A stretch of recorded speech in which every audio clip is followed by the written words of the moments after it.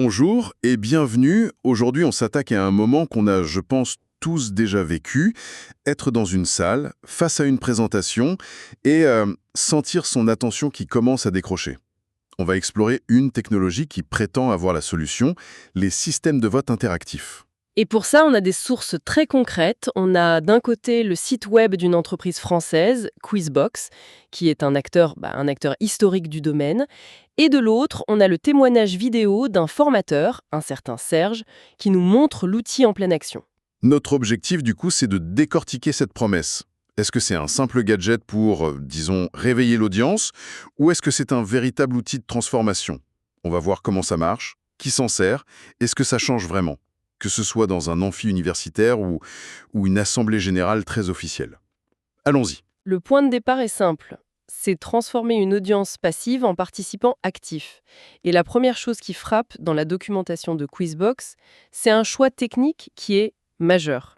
Une intégration directe dans PowerPoint. Justement, je me demande si ce n'est pas un pari un peu à double tranchant.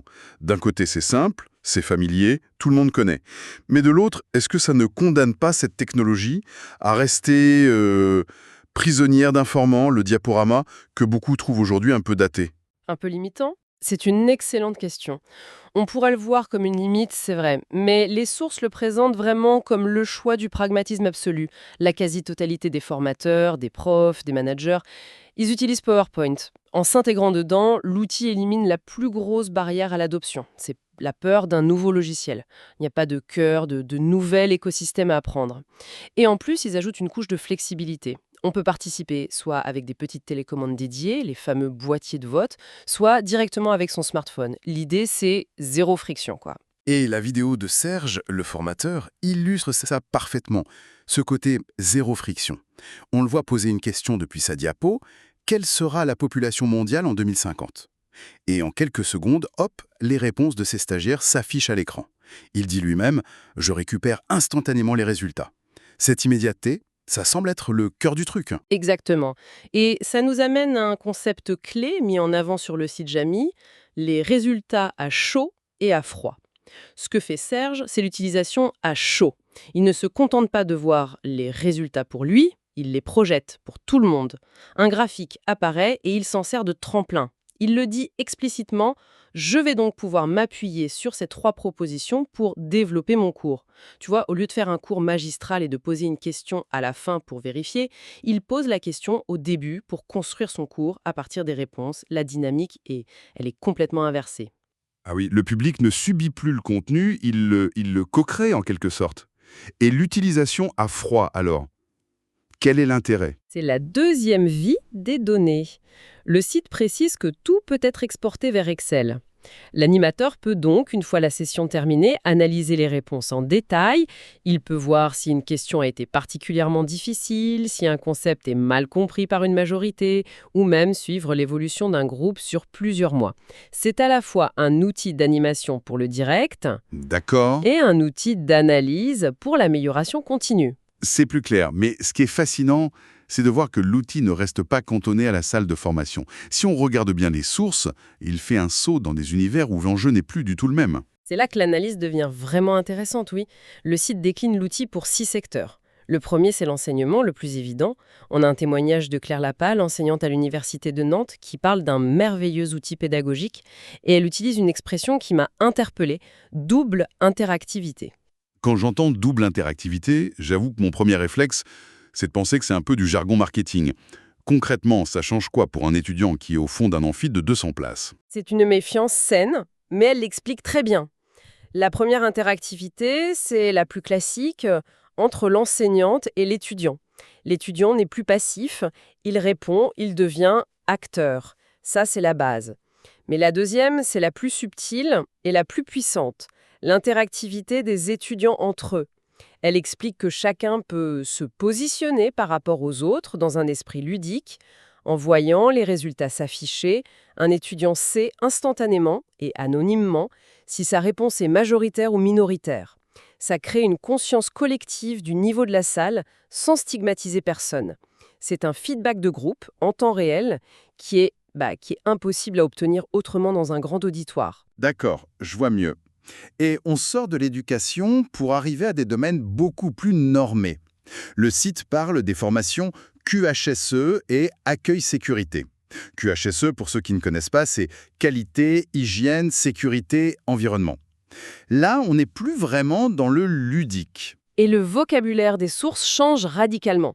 Les mots ludique, participatif, ils sont remplacés par digitalisé, automatisé, espace sécurisé, traçabilité et même bibliothèque de questions à tirage aléatoire. L'outil n'est plus un simple animateur, il devient un certificateur. Quand on valide l'accueil sécurité d'un nouvel arrivant sur un site industriel, il faut une preuve que les consignes ont été comprises. Le système doit être fiable, infalsifiable. Et le cas d'usage le plus extrême en termes de fiabilité, c'est sans doute celui des assemblées et conseils avec leur solution VoteBox. Le témoignage, c'est la Fédération française de handball qui dit l'utiliser depuis 9 ans pour ses assemblées générales. 9 ans. C'est ça, le véritable enseignement de ces sources. La technologie, en fait, n'est pas l'élément clé. Le vrai produit, c'est la confiance. On passe d'un outil amusant pour un cours de maths à un système fiable pour un vote qui a des conséquences juridiques, statutaires. Cette scalabilité de la confiance, c'est le vrai point fort qui ressort. Un vote en assemblée générale doit être incontestable. Que la Fédération de handball s'appuie dessus depuis près d'une décennie, y compris à distance, ça montre que le système a atteint un niveau de robustesse qui est perçu comme absolu. D'ailleurs, la source précise que pour cette solution, les comptes rendus de séance et les procès-verbaux sont édités en temps réel. On imagine le gain de temps, mais c'est surtout un marqueur de confiance. On automatise la production d'un document légal. C'est le stade ultime de l'intégration dans un processus formel, quoi. On a donc toute la palette de l'engagement pédagogique à la conformité réglementaire jusqu'à la gouvernance d'une organisation. C'est la même technologie de base, mais c'est le contexte qui change tout. Après avoir vu le fonctionnement et les usages, j'aimerais qu'on s'arrête un peu sur l'impact humain. Un témoignage de l'association Le Moutard est assez fort. Le fondateur, Frédéric Touchet, dit « Cet outil s'adresse à tous les jeunes, ils sont très sensibles au fait qu'on leur demande leur avis. » Il met vraiment en avant cette idée de donner une voix. C'est le cœur de la promesse démocratique de l'outil. Dans n'importe quel groupe, il y a une loi de Pareto de la prise de parole. 20% des gens assurent 80% des interventions. Les timides, ceux qui ont peur de se tromper ou ceux qui ont simplement besoin de plus de temps pour formuler leurs pensées, ils sont souvent inaudibles. Le vote anonyme court-circuite complètement ce phénomène. Il donne un poids égal à chaque voix, pas seulement à la plus forte. C'est un bel idéal, mais est-ce que ça marche toujours si bien? Est-ce qu'on ne risque pas de simplement remplacer la tyrannie des grandes gueules par la tyrannie silencieuse d'un vote majoritaire anonyme, où toute la nuance se perd complètement? On répond A ou B et on efface toute la complexité du débat. C'est le risque principal. Et c'est là que le rôle de l'animateur redevient central. L'outil n'est pas une fin en soi. Si, après un vote très partagé, 51% contre 49%, l'animateur dit simplement « Bon, la majorité a gagné, on passe à autre chose ». Alors oui, on a écrasé le débat. Mais s'il utilise ce résultat serré pour dire « C'est fascinant, la salle est coupée en deux, explorons pourquoi. Qui dans le camp du « est » peut m'expliquer son raisonnement ?» Alors là, l'outil devient un merveilleux révélateur de la diversité des opinions. Et un point de départ pour une discussion bien plus profonde. Il ne remplace pas le débat, il le provoque. Je vois. C'est la façon de l'utiliser qui fait toute la différence. Et il y a une autre facette de cet impact humain qui est illustrée par le formateur, Serge. À un moment, il montre qu'il peut ajouter une question en direct et il choisit de demander « Comment trouvez-vous votre formateur ?» Et sa conclusion, face au résultat, est d'une franchise totale. Il regarde les chiffres et il dit « Je me rends compte que j'ai encore une marge de progression ». Puis il ajoute ce petit commentaire presque pour lui-même et c'est utile. C'est rare de voir ça. On imagine souvent la technologie comme un outil de mesure, de contrôle sur les autres, sur l'audience. Mais là, le formateur, il la retourne contre lui-même. C'est presque un acte de vulnérabilité en direct devant son groupe. C'est une boucle de rétroaction parfaite. L'outil ne sert plus seulement à évaluer les apprenants. Il permet à l'enseignant d'évaluer son propre enseignement. C'est à ce moment-là que l'objet technologique dépasse son statut de gadget pour devenir un véritable partenaire de développement professionnel. Il ne s'agit plus de tester les autres, mais d'accepter de se tester soi-même et de le faire de manière transparente. C'est puissant. D'accord. On a donc un outil qui semble polyvalent, bien intégré et avec un impact réel. Mais en épluchant les sources, il y a un détail qui cloche. Un truc un peu étrange sur le site de Quizbox. D'un côté, l'entreprise met en avant 20 ans de recherche et développement, ce qui est énorme et suggère une expertise très solide. 20 ans dans la tech, c'est plusieurs ères géologiques. Ça installe une crédibilité immédiate. Et c'est là que ça devient curieux, sur la même page, il y a une section quelques chiffres avec des compteurs animés. Et sur la version de la source qu'on a sous les yeux, tous ces compteurs sont bloqués, à 0. Texte juste au-dessus. Ça crée une dissonance assez forte, surtout quand on vient de lire tous ces témoignages de clients prestigieux.